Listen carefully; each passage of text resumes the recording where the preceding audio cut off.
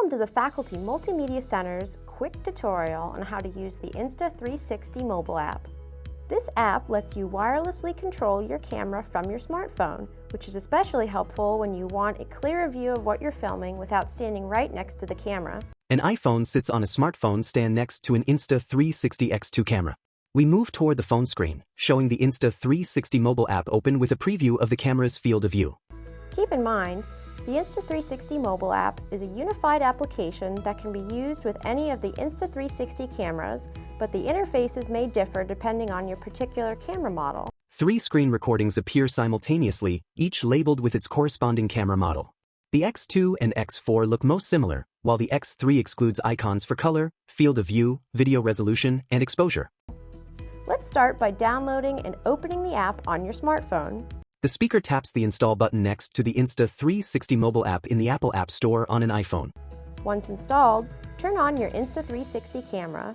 The speaker presses and holds the power button on the right side of the Insta360 X2. At the bottom of your phone screen, you will see a yellow circle with a camera and a Wi-Fi symbol. Click on it and follow the directions to pair your smartphone to the camera. Remember, you will have instructions to follow on the mobile app, as well as the camera screen itself. A split-screen view shows the Insta360 X2 on the left and the mobile app on the right. The speaker taps Connect in the app and grants permission to use the iPhone's location. The app transitions to a rotating 3D model of the Insta360 X2 with on-screen text. Confirm connection on device. Turn on the camera screen, then tap Confirm on the camera. After a few seconds, Connect to Phone notification appears on the X2 screen, and the speaker taps a green checkmark.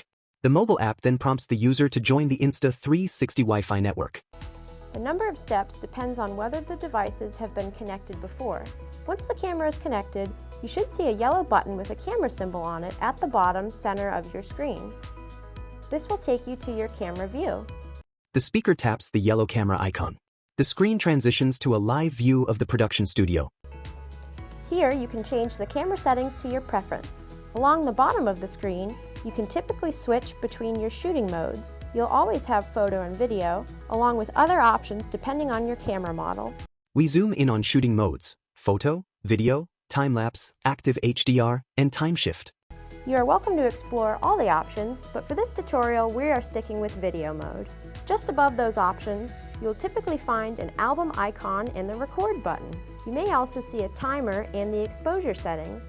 A circular thumbnail of the most recent 360 image appears on the left, a red record button in the center, and an auto mode icon on the right. In the exposure settings, you can stay on auto, switch to manual, or prioritize the shutter speed. You can also fine-tune the ISO, aperture, and white balance within these options. In the top left corner, you will also be able to see your battery life and the amount of storage your micro SD card has remaining. The SD storage icon displays 230.52 gigabytes, and the battery icon shows 96%. From there, at the top of the screen, you will see a bar with the words 360 degrees, which you can click to capture classic 360 media.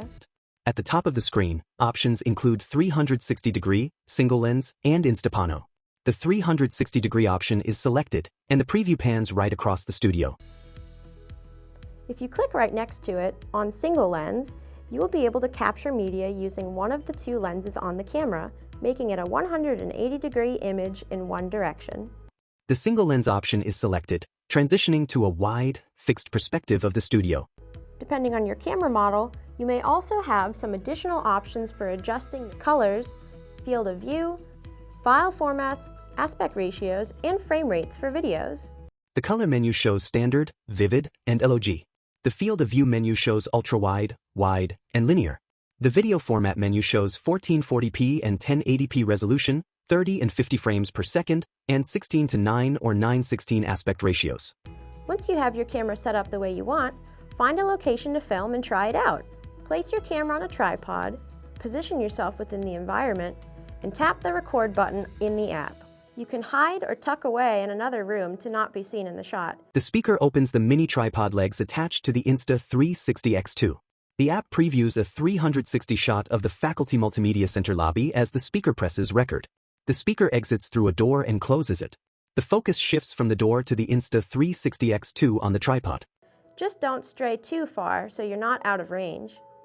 When finished recording, Use the album icon on your lower left of your screen to view your photos and videos. If you would like to go further, the app offers built-in basic editing tools that will not be covered in this tutorial.